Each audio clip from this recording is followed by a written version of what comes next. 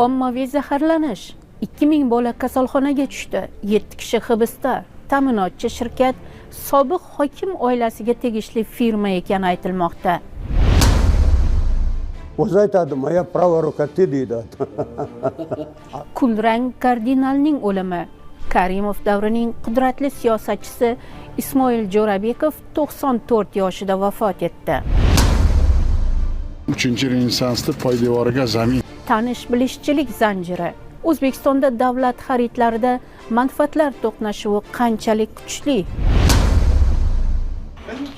Zelenskiyning Yevropa sayoboni. Ukraina Rossiya tahdidiga qarshi umumiy havo mudofaasi tashabbusi bilan chiqdi. Ozod News dasturi bilan Praga studiyasida men Mehribon. Assalomu alaykum. 5 kun avval Toshkent viloyatidagi davlat bog'chalarida zaharlangan 2000 ga yaqin boladan 29-sentyabr holatiga ko'ra 38 nafari hanuz kasalxonada, qolganlari esa uylariga javob berilgan. Manbalarga ko'ra, mazkur hodisa bo'yicha 7 nafar shaxs hibsga olingan. Ozodlik surishtiruvida zaharlanish sodir bo'lgan bog'chalar ta'minoti bilan sobiq hokimning o'g'liga tegishli firma shug'ullanib kelgani o'rtaga chiqqan.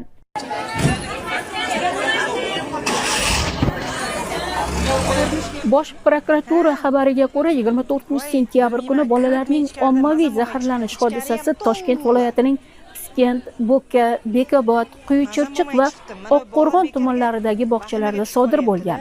Kasalxonalarda joy yetishmagani sabab bemorlarning bir qismi Olmaliq va Nurafshon shaharlariga ko'chirilgan. Daryo nashri hisob-kitobicha umumiy hisobda 7 ta hududdagi kasalxonaga jami 940 nafar bola murojaat qilgan. Bo'ka tumanida 537 nafar, Piskent tumanida 430 nafar, Oqqo'rg'on tumanida 413 nafar, Olmaliq shahrida 285 nafar, Nurafshon shahrida 113 nafar, Bekobod tumanida 98 nafar, Quyuchirchiq tumanida 64 nafar bola zaharlanish alomati bilan kasalxonaga murojaat qilgan. Sanitariya epidemiologik osoyishtalik va jamoat salomatligi qo'mitasi raisining birinchi o'rinbosari Nurmat Atabekov 27-sentyabr kuni 1922 nafar bola tibbiy ko'rikdan o'tkazilganini xabar qilgan edi.